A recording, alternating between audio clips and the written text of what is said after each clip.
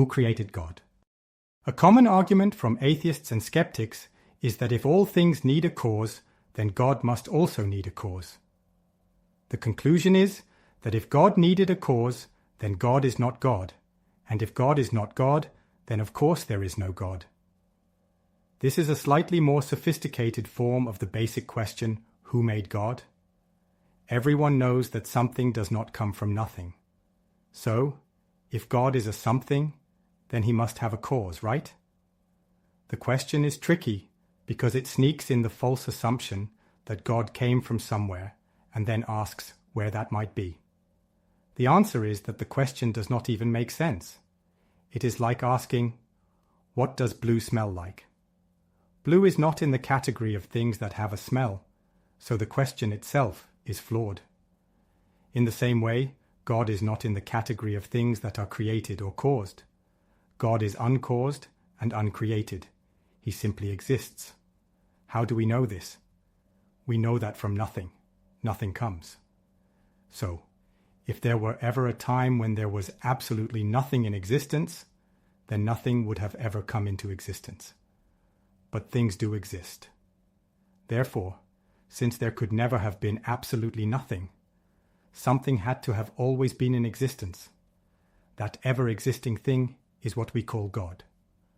God is the uncaused being that caused everything else to come into existence.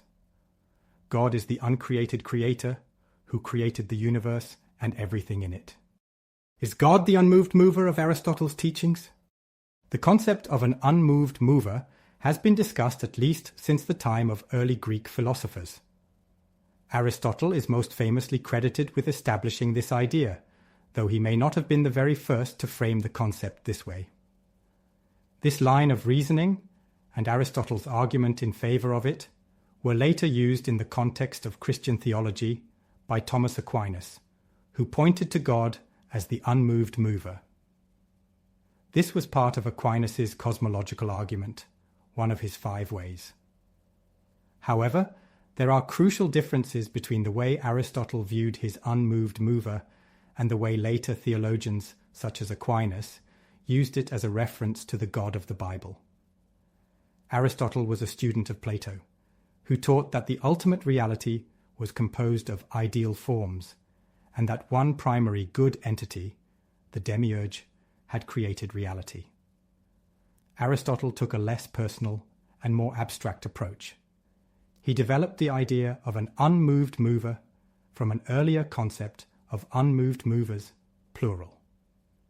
Aristotle's writings follow a chain of logic and observation to the idea that, in order for there to be motion, there had to be something to cause it, a mover.